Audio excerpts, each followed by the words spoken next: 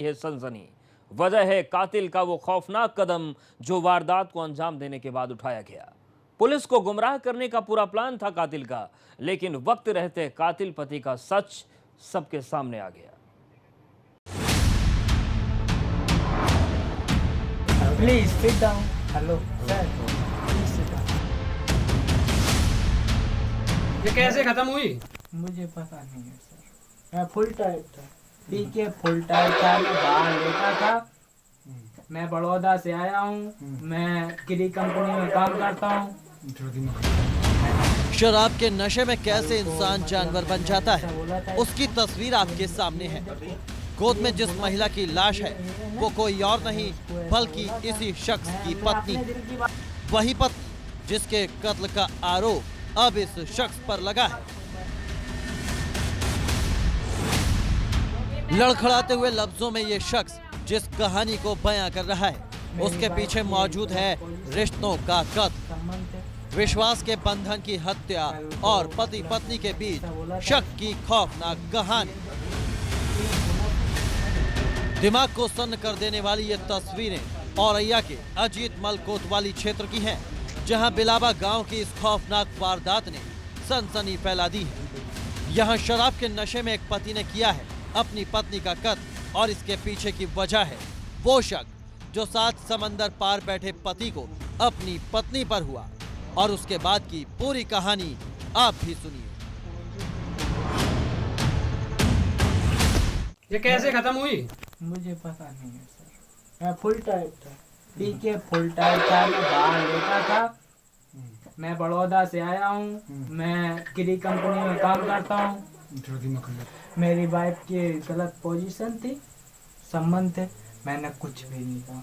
कल को मतलब मैंने ऐसा बोला था इसको, ये देखो ये बोला सच है। ये मैंने उसको ऐसा बोला था। मैं अपने दिल की बात खुद बताता हूँ, झूठ नहीं बोलता हूँ। मैं अम्बेडकर का जय भीम की सीधी बात बोलता हूँ। इंसानियत यही है।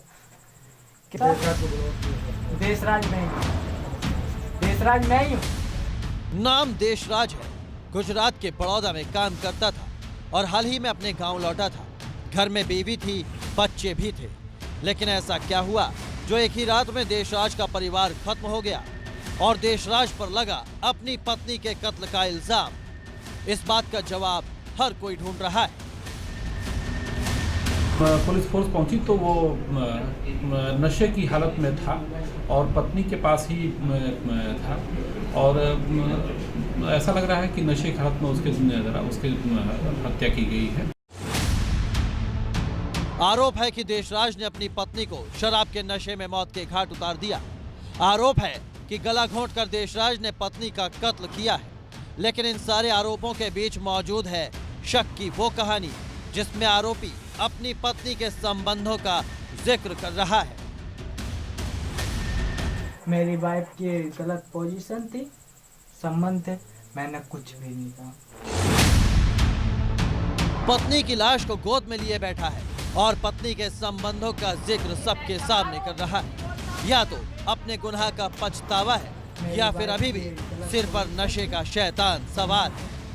यही वजह है कि देशराज आंसुओं के साथ अपनी पत्नी की लाश छोड़ने को भी तैयार नहीं। इस संबंध में उसके मायके पक्ष के लोगों के द्वारा 5 लोगों के विरुद्ध दहेज हत्या का तहरीर प्राप्त हुआ है। पूरे मामले में देशराज के साथ 5 लोगों पर मामला दर्ज किया गया है। महिला के परिवार ने आरोप लगाया है कि दहेज के लिए उनकी बेटी को प्रताड़ित किया जाता था और इसी वजह से उसकी हत्या भी की गई। मामला कुछ भी हो, लेकिन यहाँ कत्ल हुआ है उस पवित्र रिश्ते का जिसकी साक्षी होती है पवित्र अग्नि की ज्वाला और वो 7 वचन जिसमें एक भी शायद देशराज को याद नहीं रहा और उसने कर डाला इतना बड़ा गुनाह। औरैया से एबीपी गंगा के लिए सूर्या की रिपोर्ट।